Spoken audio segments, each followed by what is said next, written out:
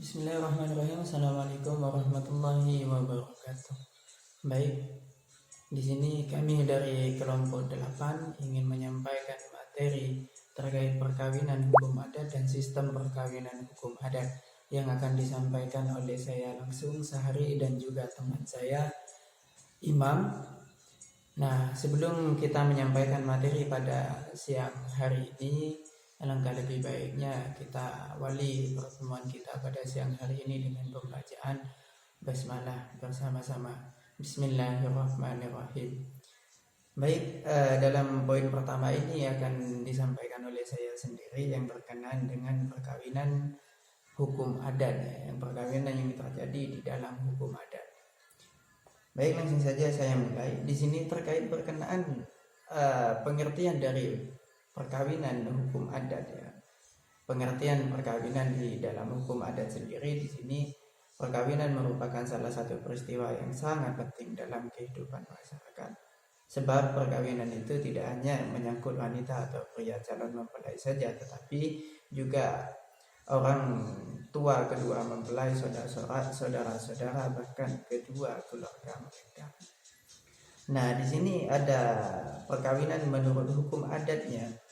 Di sini perkawinan menurut hukum adatnya itu hubungan kelamin antara laki-laki dan perempuan yang membawa hubungan yang lebih luas, yaitu antara kelompok kerabat laki-laki dengan perempuan, bahkan antara masyarakat yang satu dengan masyarakat yang lainnya. Sedangkan menurut hukum Islamnya pernikahan itu berkumpulnya atau menyatunya, sedangkan menurut istilah itu terjadinya ijab dan qabul, seperti itu kalau dalam hukum Islamnya. Itu sejauh kami memahami tentang konteks apa sih perkawinan itu. Nah, dari situ kita sudah dapat menyimpulkan bahwasanya memang perkawinan itu adalah salah satu perihal kerja atau perilaku manusia antara laki-laki dan perempuan yang disatukan menurut pernikahan. Kalau secara Islam itu dilaksanakannya ijab dan qabul, itu sudah membuktikan bahwasanya mereka itu sudah terikat dalam satu rumah tangga, seperti itu. Sedangkan di dalam hukum adat sendiri di sini disampaikan memang suatu pernikahan itu ada yang menyebutkan bertemunya hubungan kelamin antara laki-laki dan perempuan, seperti itu. Yang sehingga dari itu mengakibatkan hal-hal yang memang selalu diharapkan ketika seseorang itu sudah memasuki jenjang rumah tangga, yaitu mempunyai keturunan, seperti itu. Nah, kita tidak boleh membahas itu, yang intinya kita fokus terhadap apa sih itu perkawinan menurut hukum adatnya, kan seperti itu. Baik, dalam hal ini, dalam perkawinan di dalam hukum adat itu ada pembagiannya atau ada bentuk-bentuk perkawinannya. Di sini yang pertama itu ada bentuk perkawinan hukum adat, di sini perkawinan jujur. Yang kedua itu ada perkawinan simendo. Yang ketiga itu ada perkawinan bebas. Nah, dari 3 perkawinan yang ada di dalam hukum adat ini, atau terlepas di pemahaman kawan-kawan atau menemukan referensi yang mengatakan bentuk perkawinan dalam hukum adat itu ada sekian, monggo kita diskusikan setelah penyampaian materi, seperti itu. Nah, di sini dalam perkawinan kejujuran itu, kalau saya dapat pahami dalam perkawinan kejujuran itu, kalau di tradisi suku Madura ya, tradisi suku Madura itu perkawinan yang dilakukan dengan memberikan hantaran terlebih dahulu.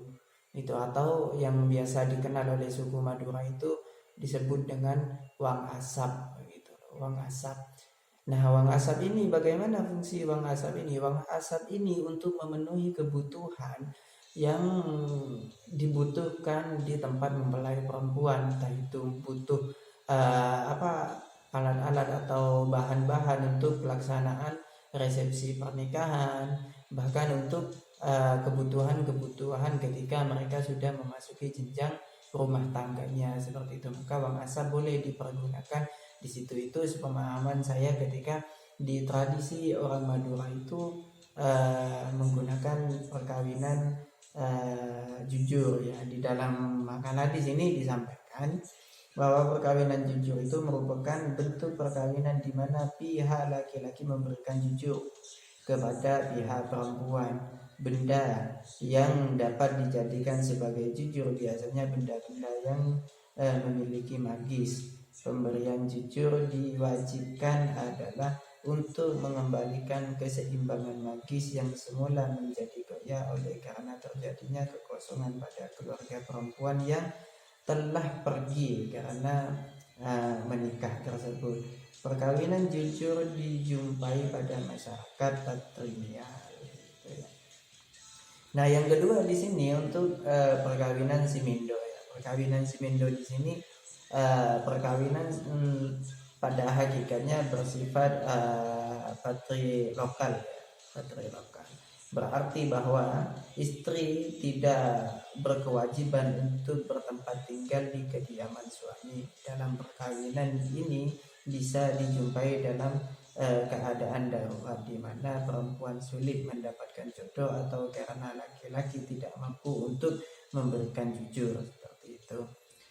Sedangkan untuk yang ketiga perkawinan bebas. Di sini perkawinan bebas yang sering dilakukan oleh masyarakat adat di sekitar ya. Karena dalam perkawinan bebas di sini, dalam bentuk perkawinan bebas tidak menentukan secara tegas di mana suami atau istri akan tinggal. Hal ini tergantung pada keinginan masing-masing pihak. Bentuk kawin bebas ini bersifat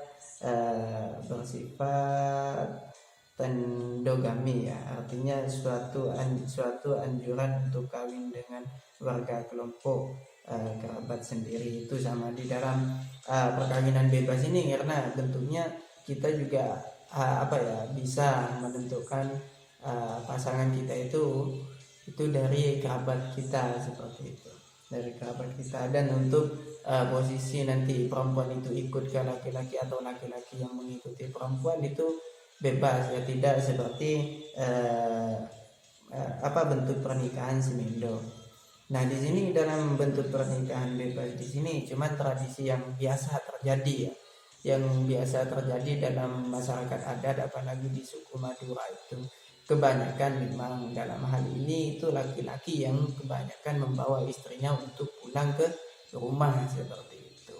Kebanyakan seperti itu yang terjadi, kecuali di dalam rumah tersebut anak perempuannya hanya tinggal satu-satunya, seperti itu. Biasanya kan si bungsu yang paling tidak bisa keluar dari rumah kalau sudah perempuan, karena sudah tidak ada penerus lagi di situ. Maka itu yang sering terjadi di masyarakat suku adat Madura. Makanya sangat berat sekali ketika orang Madura itu anak bungsu perempuan itu harus keluar dari rumah. Kejadian-kejadian ini nih memang sangat sulit sekali untuk kita langgar gitu, apalagi persoalan dengan permintaan orang tua, yang kadang itu sebelum anaknya itu menikah memang sudah diminta terlebih dahulu untuk tidak meninggalkan rumah. Cuman kalau misalnya tidak kena terhadap anak bungsu, itu biasanya memang lebih laki-laki yang membawa pulang terhadap perempuan untuk tinggal di rumah sang laki-laki, seperti itu, sebelum mereka itu mempunyai rezeki lebih untuk pisah rumah dan membangun rumah tangganya sendiri atau mempunyai rumah sendiri, kan, seperti itu. Nah, di dalam pernikahan ada di sini tujuan perkawinan adat. Tujuan perkawinan adat bagi masyarakat adat yang bersifat kerabatan adalah untuk mempertahankan dan meneruskan keturunan menurut garis kebapaan atau keibuan bapaan, untuk kebahagiaan rumah tangga keluarga bapak kerabat, atau memperoleh nilai-nilai adat budaya dan kedamaian, seperti itu, dan untuk mempertahankan kewarasan. Nah, di sini tujuan yang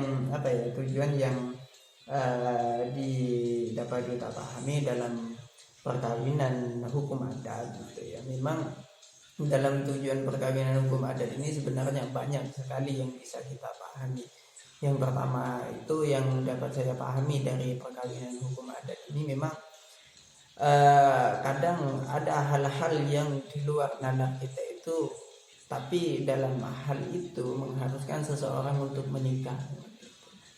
Karena ada, apalagi di dalam suku Madura itu kan tradisi-tradisi jodoh menjodohkan itu masih sangat masih sangat kental sekali itu, apalagi memang tahu hal-hal yang memang sudah diomongkan dan sudah dibicarakan dari awal, maka perjodohan itu dari suku Madura itu memang masih sering terjadi di kehidupan yang udah di era modern seperti ini gitu. Maka dari tujuan ini sebetulnya pernikahan-pernikahan yang dilakukan di dalam suku Madura itu ya hanya untuk menyelamatkan anak-anak mereka gitu loh dari hal-hal yang tidak diinginkan oleh keluarga. Karena kalau anak perempuan bagi suku Madura ya, kalau bagi suku Madura anak perempuan itu bagaikan berlian permata yang memang harus dijaga betul-betul, dijaga kehormatannya, dijaga tingkah lakunya. Karena kenapa? Karena banyak sekali hal-hal yang ditimbulkan efek negatif ke keluarga yang ditimbulkan oleh anak perempuan. Maka kalau anak laki-laki di keturunan orang Madura itu cenderung lebih hidupnya itu lebih bebas daripada anak perempuan. Kalau anak perempuan itu terkait akhlak dan tingkah laku dan juga kehormatannya itu sangat diperhatikan kalau di dalam suku Madura. Karena hal-hal yang menjadi omongan ketika anak perempuan itu sudah bertindak di luar batas, maka kembalinya lagi ke orang tua. Maka itu yang menjadi tujuan-tujuan kenapa di suku Madura itu masih ada tradisi-tradisi jodoh menjodohkan, karena menghindari hal-hal yang tidak diinginkan dilakukan oleh anak perempuan mereka seperti itu. Nah, dari situ sudah dapat kita pahami bahwasanya memang dalam hukum adat sendiri hal-hal yang berbau tentang pernikahan itu justru itu adalah salah satu kegiatan atau momen sakral yang dilakukan oleh dua keluarga dalam bentuk pernikahan untuk mempernikahkan anak-anak mereka dan membina rumah tangga, dengan harapan mereka itu pasti berharap mereka rumah tangga yang dibangun oleh anak-anak mereka itu menjadi keluarga yang langgeng sakinah mawaddah warahmah fid dini wad dunya wal akhirah, kan seperti itu. Nah, dari situ sekian penyampaian saya. Selanjutnya akan dilanjutkan penyampaiannya terkait mekanisme atau sistem perkawinan hukum adat oleh Abang Imam. Kepada Abang Imam saya persilahkan. Namun sebelumnya saya akhiri penyampaian materi dari saya. Akhirul kalam, ihdinas siratal mustaqim, Allahul musta'an ala sabilir rahman, Allahul muwaffiq ila aqwamit thoriq. Assalamualaikum warahmatullahi wabarakatuh.